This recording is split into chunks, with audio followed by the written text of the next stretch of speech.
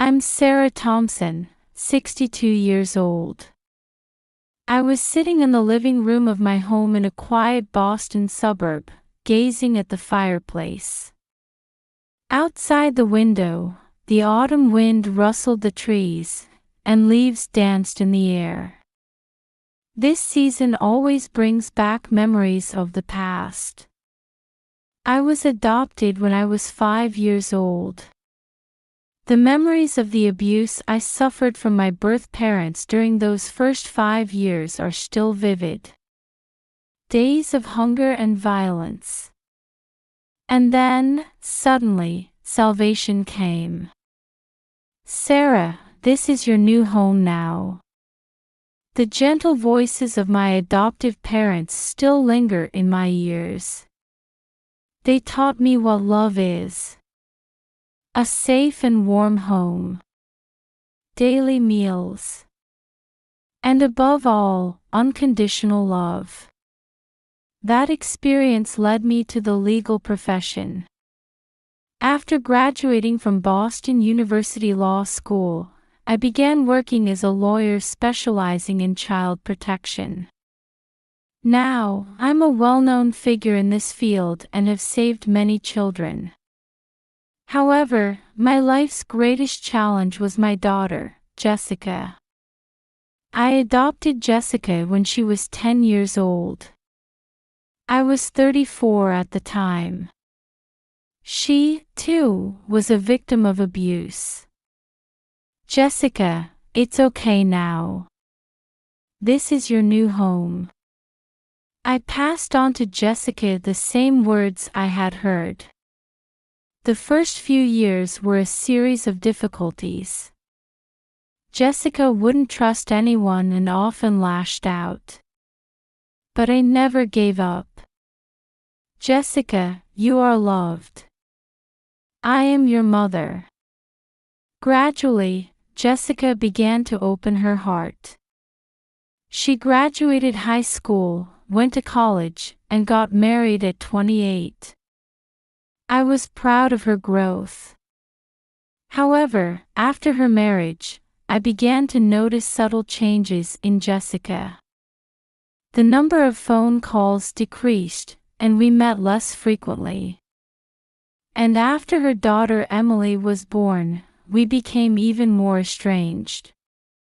Now, as I sat in front of the fireplace reflecting on the past, I let out a deep sigh. It had been 3 months since I last saw Jessica and Emily. The last time I saw them, I was concerned about Emily's condition. She was thin and her eyes looked dark. Tomorrow, I'll go to Jessica's house, I decided.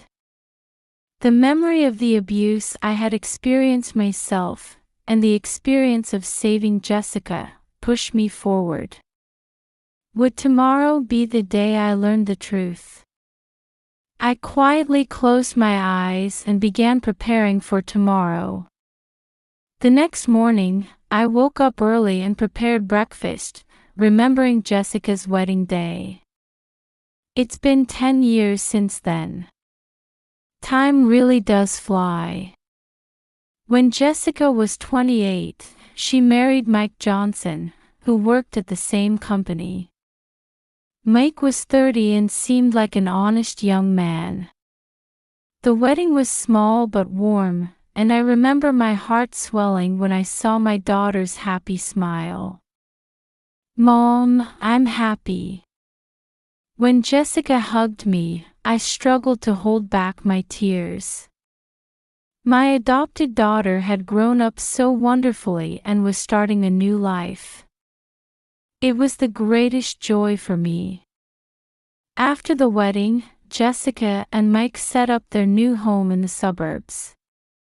I visited them occasionally, watching over the two enjoying their newlywed life. And 2 years after their marriage, Emily was born.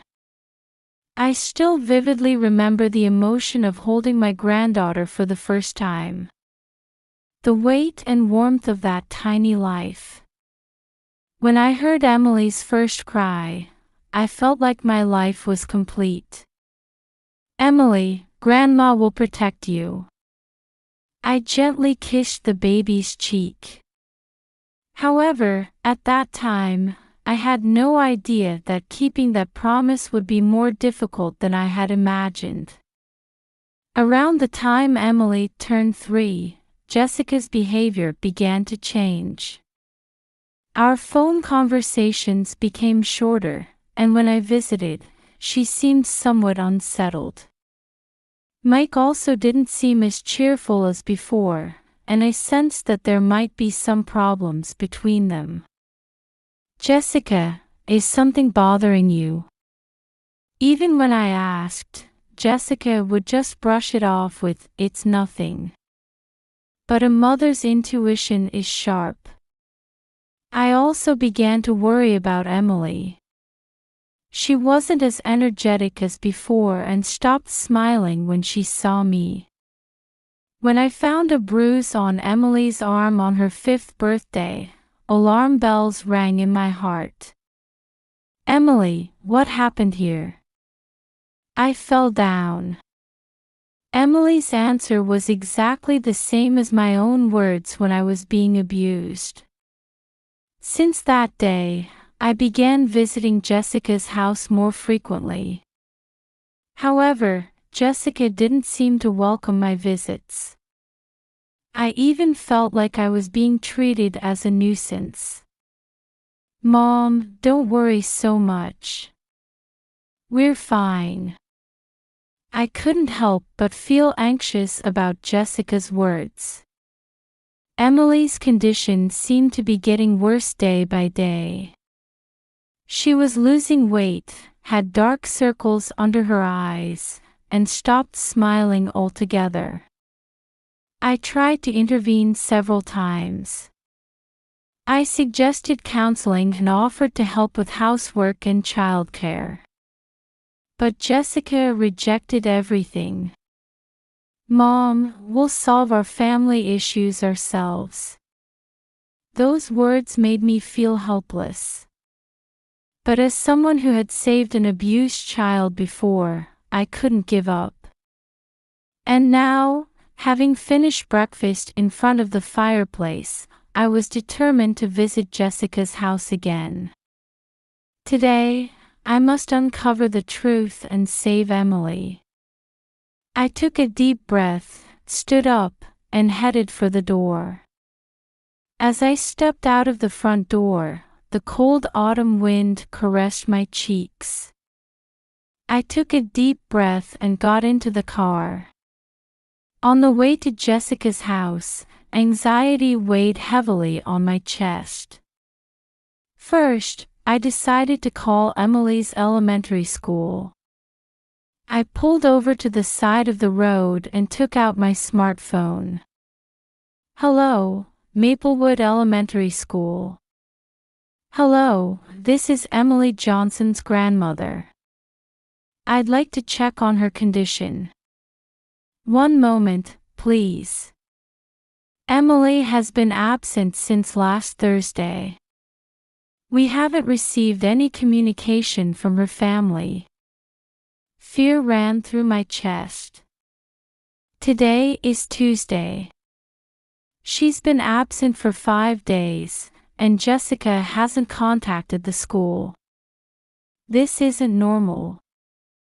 I hurriedly drove to Jessica's house, arriving 15 minutes later. The nameplate read Johnson. That name, which once evoked images of a warm home, now seemed ominous. I rang the doorbell. No answer. I rang again, but still no response. Jessica. Emily. I called out while reaching for the doorknob. To my surprise, it wasn't locked. As I stepped inside, a foul odor hit my nose. It took a while for my eyes to adjust to the dark interior. The living room was a mess, with old pizza boxes and empty cans scattered on the floor. I heard a faint noise. As I moved towards the sound, I reached the kitchen. What I saw there took my breath away. Emily was sitting on the floor, scooping dog food into her mouth with her hands. A large bag had tipped over, spilling brown pellets across the floor. Emily was mechanically putting them into her mouth one by one. "Emily!" I cried out and rushed over. Emily flinched in surprise and looked up at me with frightened eyes. Dog food powder was stuck around her mouth, and her clothes were dirty. "Gee, Grandma." Her voice was thin and trembling. As I approached, I could see numerous bruises on Emily's arms and neck. Her emaciated body was even thinner than when I last saw her. "Emily, why are you eating this?" I was hungry. There was no food in the fridge. Emily's words made my heart ache. When I opened the refrigerator, it was empty. Looking around the kitchen, I couldn't find anything that resembled human food. "It's okay now, Grandma's here." I gently hugged my granddaughter. Emily's body was cold and shaking. "It hurts." "Grandma." Those words tore my heart apart. At the same time, anger welled up inside me. Anger towards Jessica and Mike, and anger towards myself. Why hadn't I noticed sooner? "Emily, where are Mom and Dad?" "They went on a trip. They're not coming back." I was shocked. Her parents had gone on a trip, leaving their 8-year-old child behind. This is clearly abuse. I knew I had to act immediately. First, move Emily to a safe place. Then, get her the necessary treatment. "Emily, let's go to Grandma's house. We'll have a warm meal there and take a bath, okay?" As I picked Emily up, her lightness pained my chest. I quickly got into the car and headed home. In the car, Emily remained silent, clinging to my arm.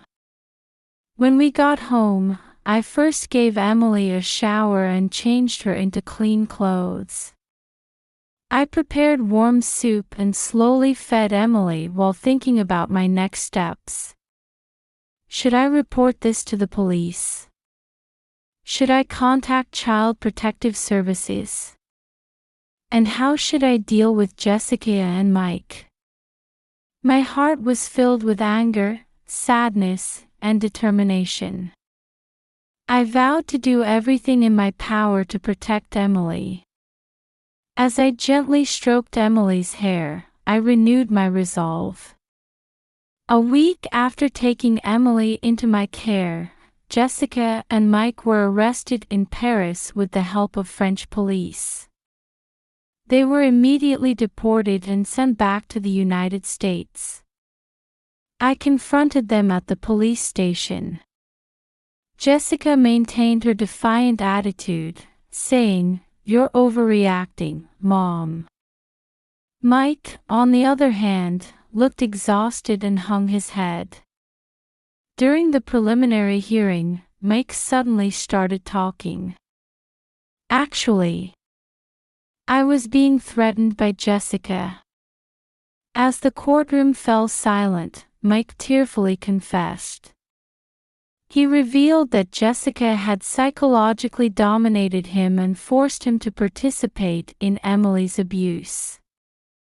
When he tried to resist, she threatened to harm his family. "I was a coward. I couldn't protect Emily. I'm truly sorry." Mike's confession brought a new development to the case. The prosecution indicted Jessica as the main culprit and Mike as an accomplice. The trial lasted for 3 months. I attended court every day and testified for Emily. Psychiatrists and child welfare experts also took the stand, emphasizing the severity of the abuse. On the final day, the verdict was delivered. Jessica was sentenced to 10 years in prison, while Mike received a 5-year suspended sentence. After the verdict, I approached Jessica. "Why? Why did you do this?" Jessica looked at me with cold eyes. "I didn't want to be like you. I couldn't be a perfect mother." Those words stabbed my heart. I never realized my upbringing had such an impact on Jessica. Following the trial results, I began the process of gaining custody of Emily. With the support of social workers, I was able to obtain custody relatively smoothly. The night Emily and I returned home together, I hugged her and said, "From now on, Grandma will protect you." Emily nodded slightly. It was the beginning of a new life. Emily's road to recovery was long and difficult. For the first few weeks, she was plagued by nightmares, often waking up crying in the middle of the night. Every night, I sat by her bedside, holding her hand and repeating, "It's okay, Grandma's here." With the advice of Dr. Brown, a child psychologist, we moved forward one step at a time. Emily received counseling twice a week. There, she gradually learned to express her feelings through drawing pictures and playing with clay. One day, my old friend Maria Rodriguez came to visit. Maria was also a lawyer and was raising her 10-year-old son Jason as a single mother. "Sarah, it must have been tough. Is there anything I can do to help?" Maria's kind offer brought tears to my eyes. "Thank you, Maria. Actually, would you mind being a companion for Emily?" From that day on, Maria and Jason began visiting us regularly. Jason was a bright and energetic boy who gradually drew the introverted Emily out into the world. One Saturday afternoon, Maria brought an old piano. "Emily, do you like music? I'm not using this anymore. Would you like to try playing it?" Emily shyly touched the keys. To our surprise, she naturally began to play a beautiful melody. "Emily, that's amazing!" I exclaimed in surprise. Emily smiled shyly. "I used to practice secretly on the piano at Mom's house." From that day on, Emily played the piano every day. Music became a great healing power for her emotional wounds. As time passed, Emily, Maria, Jason, and I became like one family. We went on picnics together on weekends and watched movies. Seeing Emily's smile increase, my heart was filled with joy. On the 1-year anniversary of Emily coming to live with me, we had a small celebration. As we gathered around the cake, Emily said in a small voice, "Grandma, Aunt Maria, Jason, everyone, thank you. I'm happy." Those words filled the room with a warm atmosphere. Although we weren't related by blood, we had truly become a family. I quietly vowed to protect this child and this new family, no matter what. 5 years have passed since Emily came to live with me. She's now 13 and has grown into a beautiful young lady. Her piano skills have improved remarkably, even winning local music competitions. One day, Emily came to me with a suggestion. "Grandma, I want to use music to help kids like me." Inspired by her words, we launched a music therapy program called Harmony Healing. It's a program where abused children can heal their hearts through music. Maria also offered her legal support. The program was surprisingly well received, with many children participating. Although young, Emily used her own experiences to connect with the children. Her kindness and strength moved me many times. One day, we had an unexpected visitor. It was Jessica, who had been released from prison. "Mom." "Emily." Jessica's voice was trembling. She had lost weight and had dark circles under her eyes. Emily and I were surprised, but we invited her into the house. Jessica began to speak through tears. "In prison, I thought about a lot of things. What I did to Emily, what you did for me, Mom, and the abuse I suffered myself." Jessica revealed that she, too, had been abused by her birth parents when she was young. That pain and anger had unknowingly been directed at Emily. But that's no excuse. "What I did is unforgivable. Only, if you can forgive me, I'd like to slowly rebuild our relationship." Emily was silent for a long time, but eventually said in a small voice, "Mom, I've been thinking too. It's hard to forgive you, but maybe we can try, little by little." At those words, Jessica broke into loud sobs. I couldn't hold back my tears either. Over the next few months, Jessica earnestly worked on her rehabilitation program and received counseling. Rebuilding her relationship with Emily was extremely difficult, but music became the bridge between them. Jessica also started learning the piano, and sometimes they would play duets together. One night, as I listened to Emily's piano performance, I thought about what family really means. It's not just about blood ties. It's about understanding, forgiving, and supporting each other. That's what true family is. Our new family, including Maria and Jason, was healing each other's wounds and giving each other strength. As Emily's piano melody filled the room, I smiled quietly. This was the beginning of our new life. And it was the true form of a family created by the power of love.